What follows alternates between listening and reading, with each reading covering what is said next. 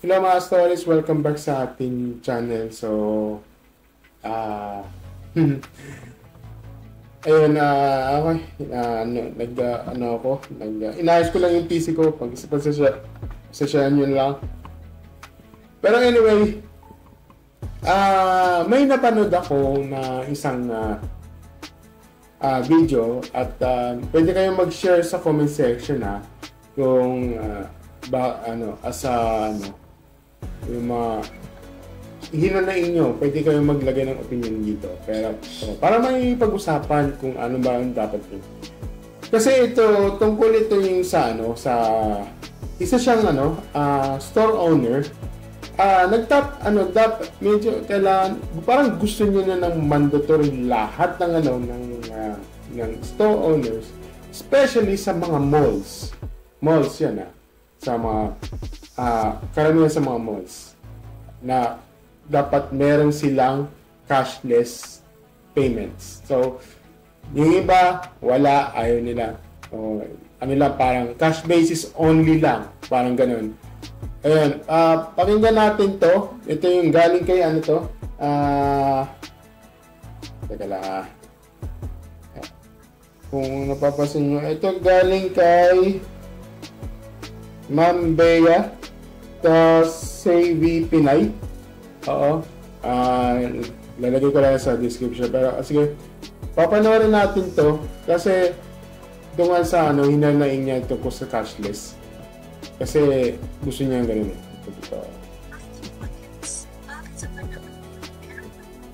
Ang hindi ko magets, bakit sa panahon ngayon, meron pa rin mga stores and establishments, especially in malls, na wala pa rin cashless payments. GCash, Maya, QRPH, bakit wala? If by any chance you are an employee working in such a store, baka pwedeng sabihan nyo naman yung boss nyo na maglagay. Or kung ikaw naman mismo yung owner, ma'am, sir, baka naman. Sayang yung mga lost sales dahil lang maraming tao ngayon ang walang dalang cash. We have to make it very convenient for the customers to be able to pay. Kasi imagine, ready na siyang gumastos dun sa store mo. Kaso wala siyang dalang cold hard cash. Pero merong laman yung digital wallet niyan. So ayun lang, POV ng business owner and also a customer na laging walang cash. Well, naiintindihan ko naman sa hinanain. Kasi minsan kasi magiging open-minded tayo dito. So, ito, tinitingnan ko yung dalawang panig sa, yung isa, ayaw nila ng, yung isa, cash lang, ayaw ilagay sa mga,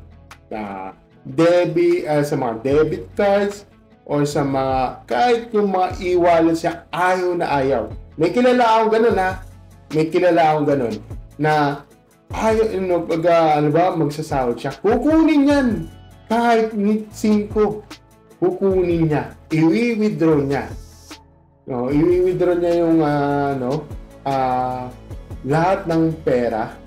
For example, ang sahod niya is sabihin natin ang sahod niya per month is sabi natin 19,465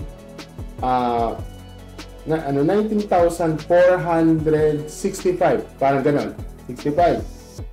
Siyempre yung 65 pesos may butal. Ang gagawin niya magiging favorite yung kasama niya. Uy, pasama ako ng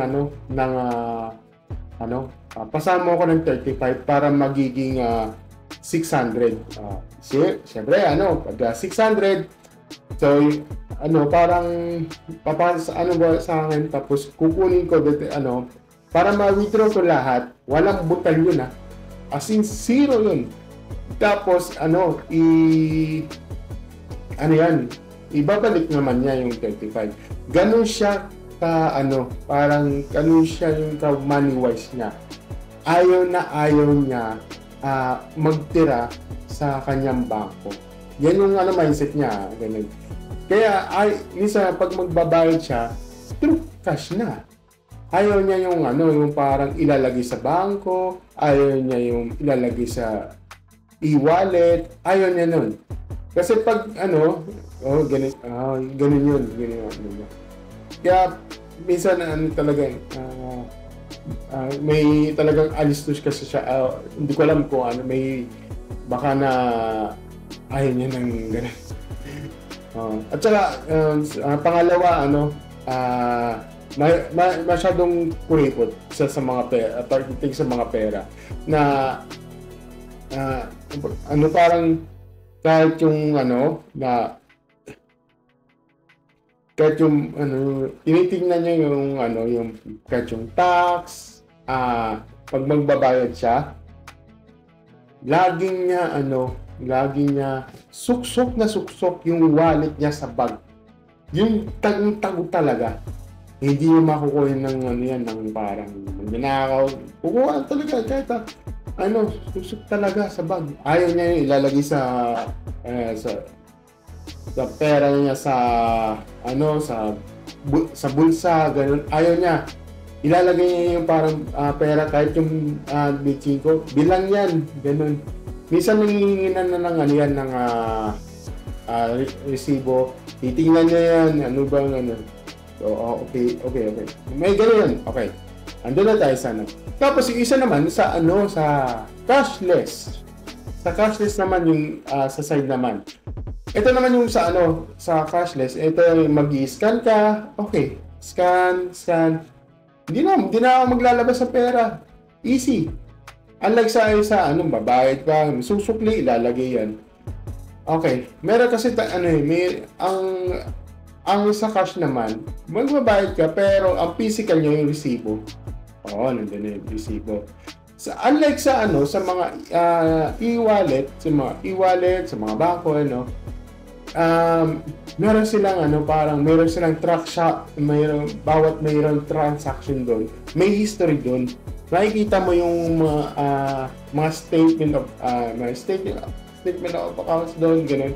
Makikita mo doon yung ano yung mga bibili mo doon, ganyan.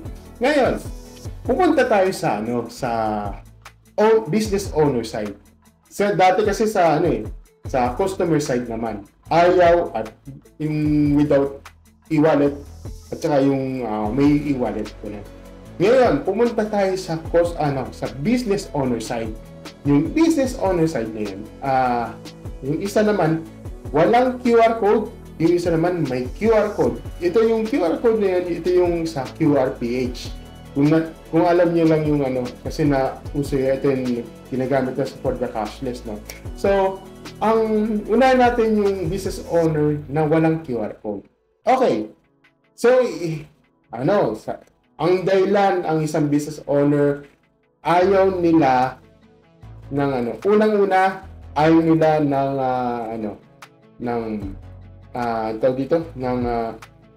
transaction tax. Meron sa transaction tax fee. May sinabi siya dito meron siya daw meron siyang transaction fee na sinasabi niya.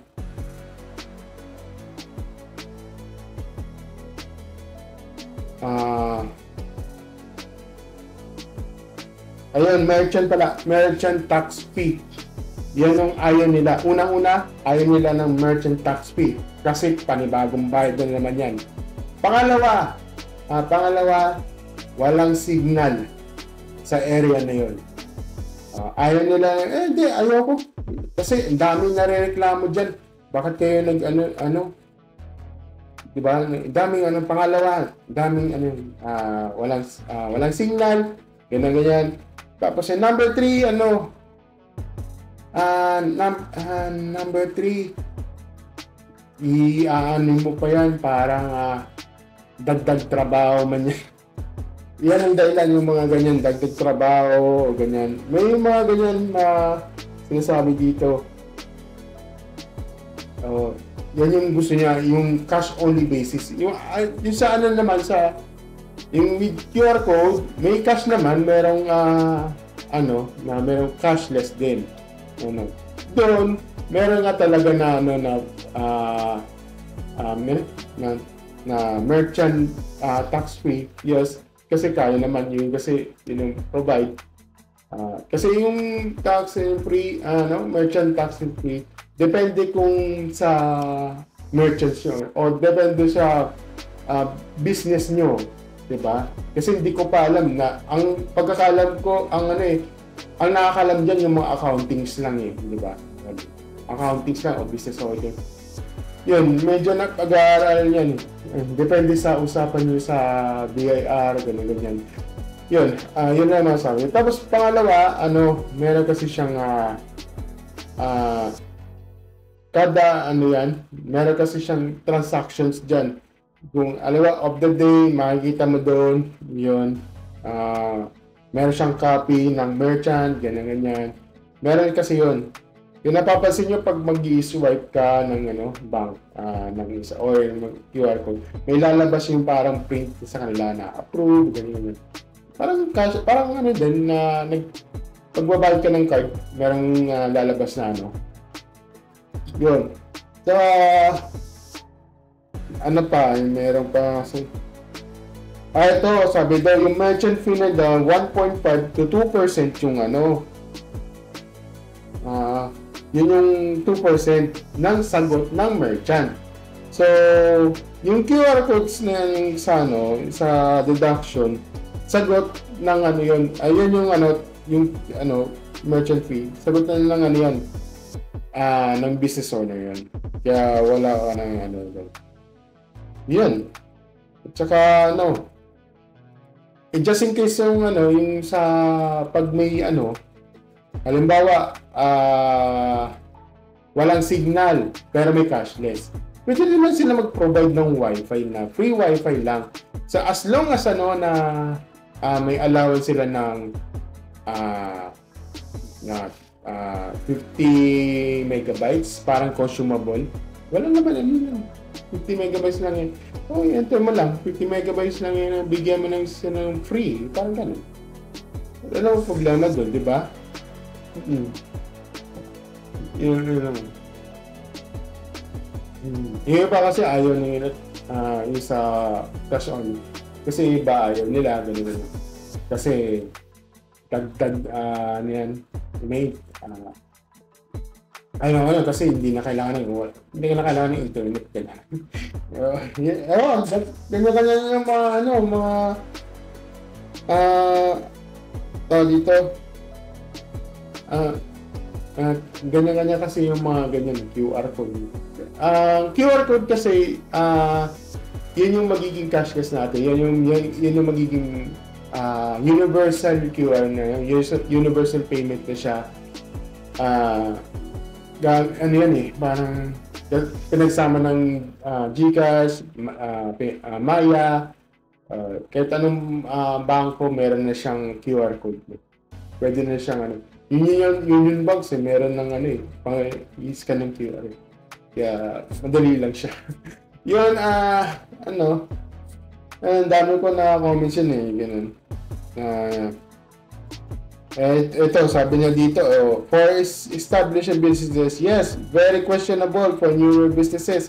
And ang explanation sa akin, need daw ng good profit or credit performance yung business before sila mabigyan ng terminal. Yun yung yung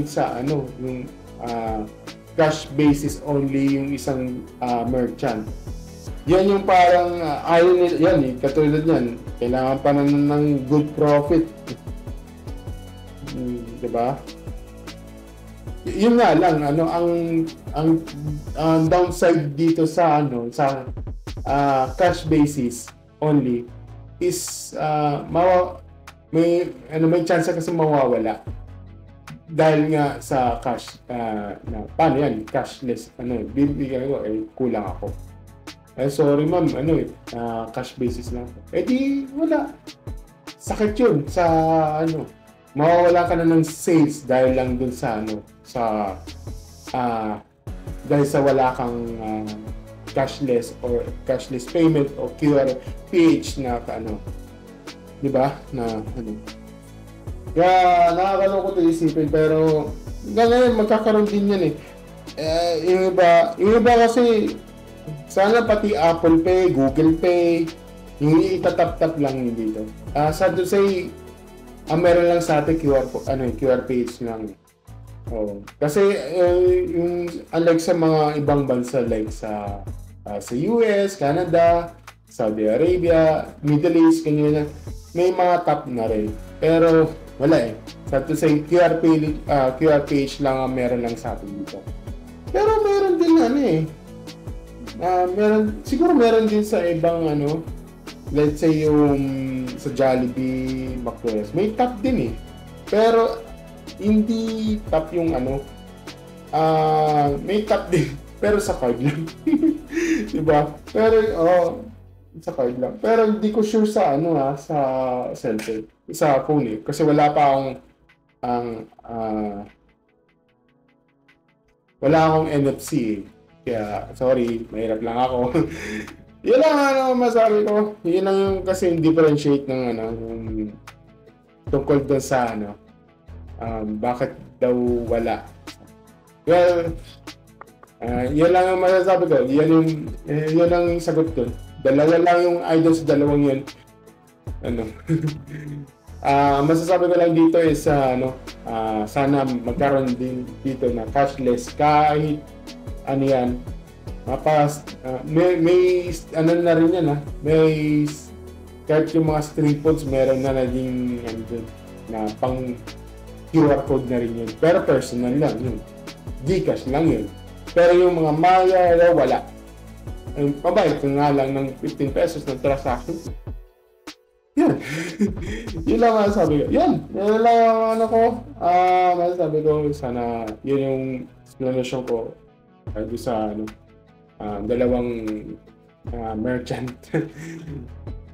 Yan na masasabi ko. At yan. Thank you sa panonood. Like, share, subscribe sa ating channel. Click the notification bell sa akin. See you in the next video. Bye!